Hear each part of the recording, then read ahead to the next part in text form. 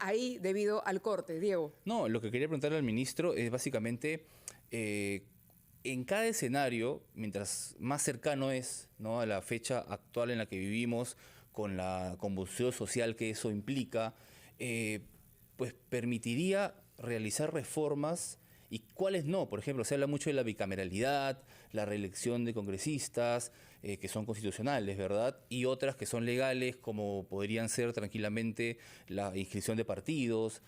Hacerla más, acercar la fecha de elecciones haría que los partidos que participen en una eventual elección adelantada sean los mismos de siempre, o permitiría la inscripción de nuevos partidos de acuerdo a los plazos, por ejemplo. A ver, el tema hay que verlo, Diego, de manera bastante objetiva. Si nosotros analizamos las elecciones del año 2021-2022, tuvimos reglas especiales para esa elección.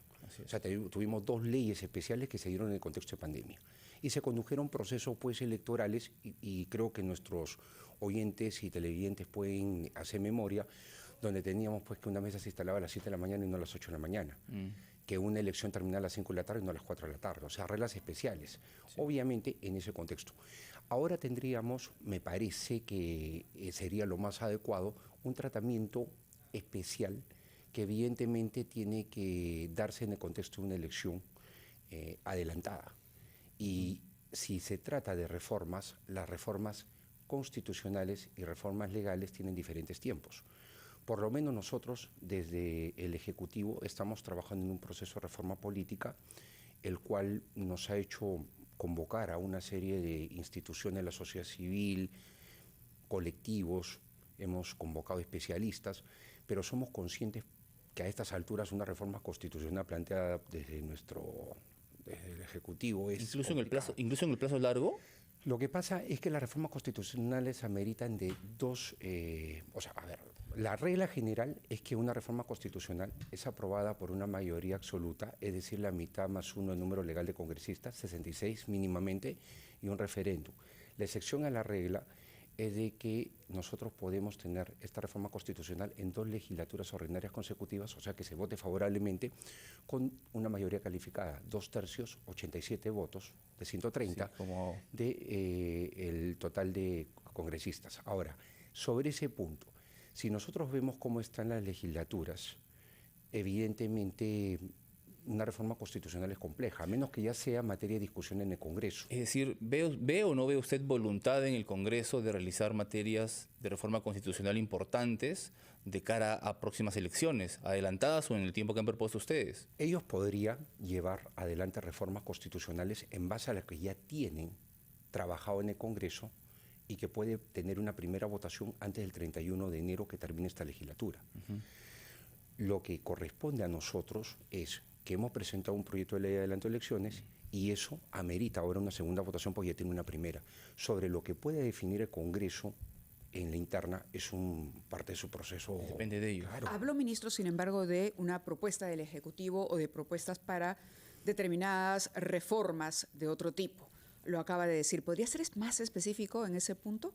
Claro. ¿Cuáles deberían ser esos ajustes? ¿A quiénes irían dirigidos? ¿A quiénes los solicitarían? ¿Sería al Parlamento o a los órganos electorales?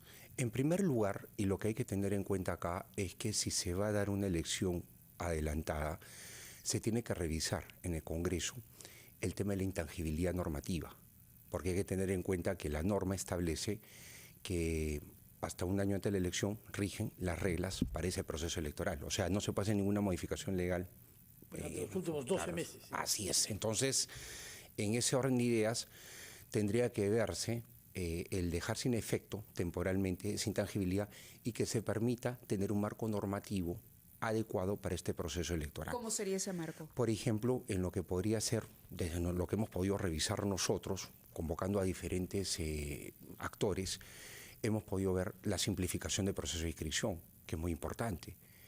Analizar de los partidos que quieran postular y no solamente inscritos actualmente. Más allá de los partidos, de los propios candidatos, porque lo de los partidos es un procedimiento que evidentemente nos podría llevar también a una situación como la que se dio en el año 2021 y 2022, que hay que recordar que se permitió que participen en las elecciones aquellos partidos que contaran con inscripción a la fecha límite para la presentación de candidaturas, algo que era totalmente novedoso porque normalmente participaban en las elecciones quienes tenían inscripción vigente al momento de la convocatoria a las elecciones, que es un plazo muy diferente. Entonces, nosotros hemos tenido situaciones en las cuales hubieron partidos que no lograron llegar a inscribirse y bueno, se suscitaron algunas quejas. Sí.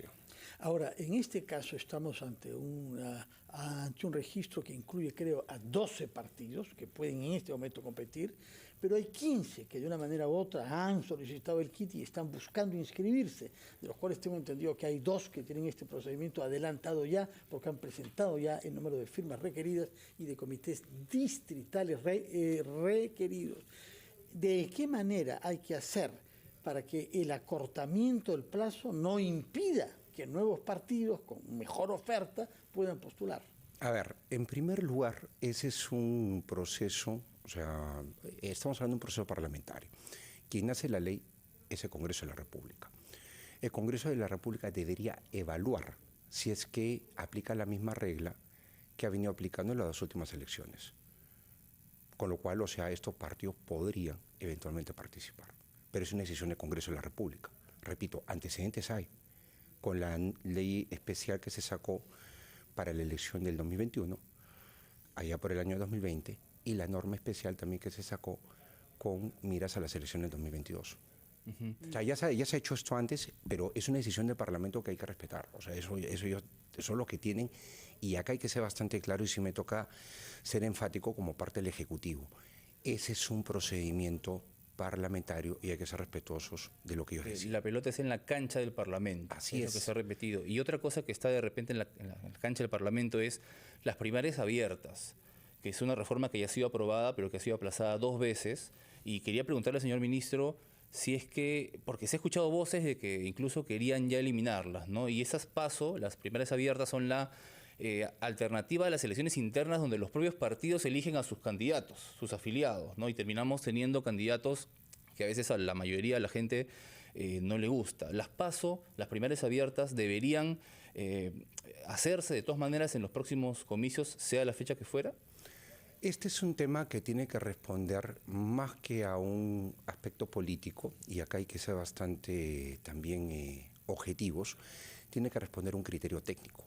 Lo que en todo caso, para absolverlo tu pregunta, el Congreso debería hacer la consulta a los organismos electorales, que son los que ejecutan un proceso como la elección convencional o las primarias abiertas simultáneas obligatorias, que son las PASO.